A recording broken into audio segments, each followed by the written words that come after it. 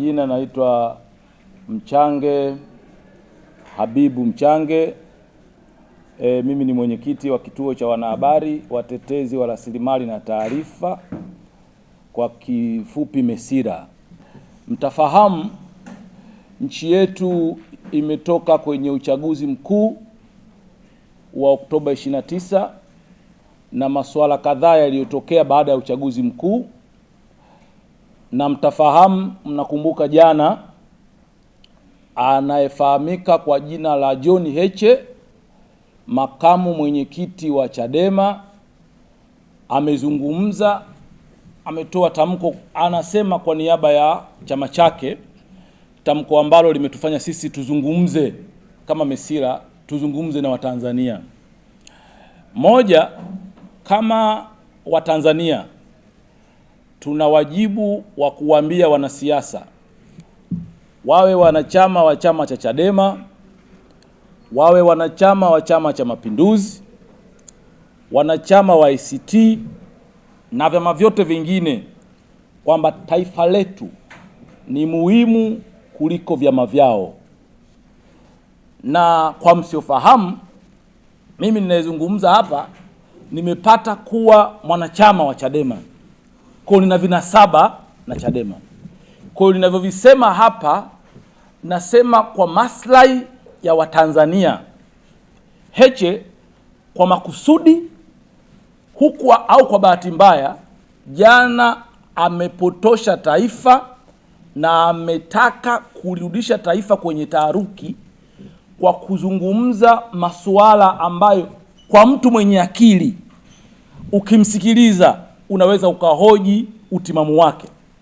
Miongoni mwa mambo mengi ambayo ameyasema Heche jana, ametutamanisha Watanzania kurudi kwenye ukoloni. Yaani amesema taifa letu lishikiliwe au liongozwe na mashirika ya kimataifa ya nje. Sisi Tanzania ambao tulipata uhuru tarehe 9 Disemba mwaka 1961, tukaungana na Zanzibari miaka mitatu baadaye, leo tukabidhi uhuru wetu kwa wazungu watupangie namna ya kujiongoza, kana kwamba Heche wakati Mbowe na Lissu wanalumbana kutafuta uwenyekiti, wao walisalenda power kwa chama kingine au kwa watu wengine waongezee chama chao. Kwa hivyo, moja, tunakemea vikali mpango wowote wa viongozi wa kisiasa kutaka kuwarubuni Watanzania, kuwarudisha kwenye akili za kitumwa. Tumeshavuka huko. Tanzania inaheshimika Afrika, imepigania ukombozi wa Afrika. Nchi iliyoshiriki kuzikomboa nchi kama Namibia, Msumbiji, Afrika Kusini, leo haiwezi, kiongozi wanajiita wa upinzani hawezi kutoka hadharani akashawishi taifa letu liuze uhuru wake kwa wazungu. Tutashirikiana na wazungu, tutashirikiana na mataifa mengine, tutashirikiana na mashirika ya kimataifa kwenye masuala yanayohusu mashirikiano.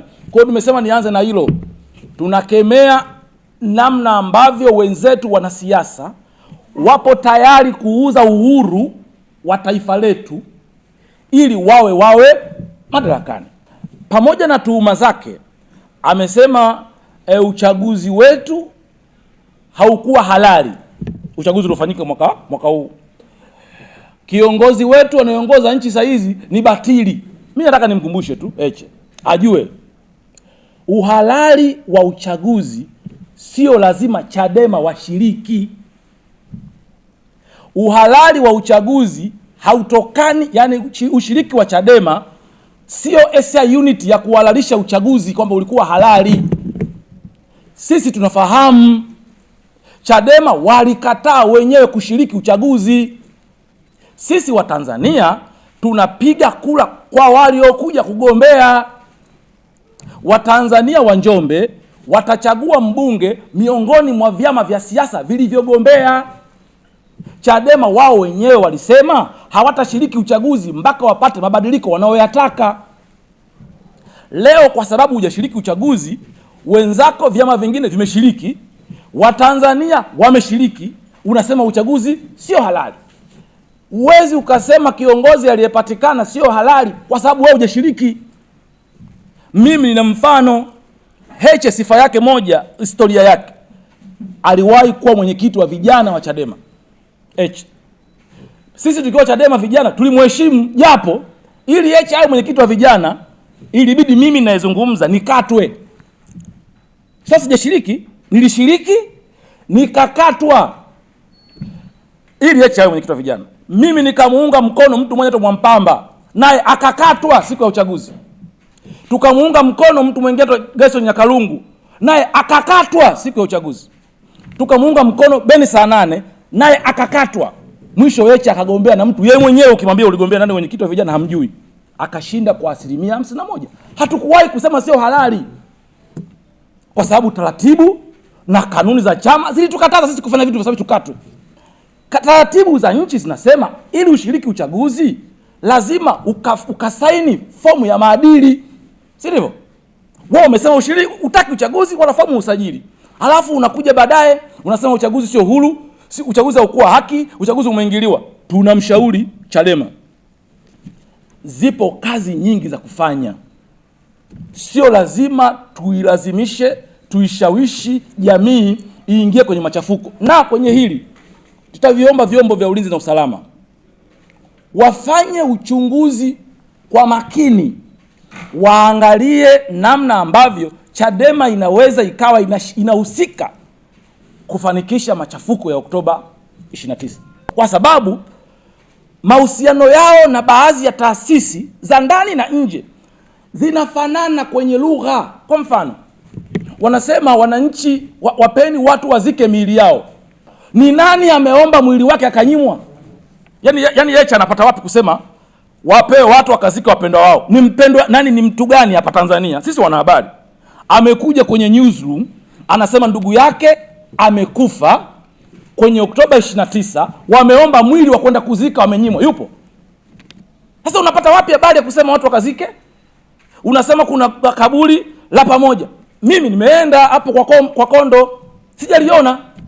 Lakini sasa taarifa hiyo hiyo wanasema Heche, taarifa hiyo hiyo wanasema mwandishi mmoja wa nje, taarifa hiyo hiyo wanasema mwanaharakati anayecontrol Chadema kutokea Nairobi, taarifa hiyo vinasema vikundi vyao. Halafu na sisi huku tunawaamini. Mimi na mchallenge Heche na nawachallenge watu wengine, ni nani ambaye ameomba mwili? Au ni nani ametoka hadharani akasema ndugu yake hajamzika? Sasa wanazitoa wapi? Kwa sisi Mesila tunasema, kwanza, hatupo tayari kuruhusu uhuru wa taifa letu, amani ya taifa letu iliyojengwa kwa zaidi ya miaka 60 ichezewe tena kama ilivyotaka kuchezewa tarehe 29 mwezi wa 10. Lakini tunawa challenge viongozi wa upinzani hasa Chadema, wajiangalie kama wanavyofikiri sawa sawa. Inawezaje kuwa sawa wewe utamani taifa lako liendeshwe na watu wa nje?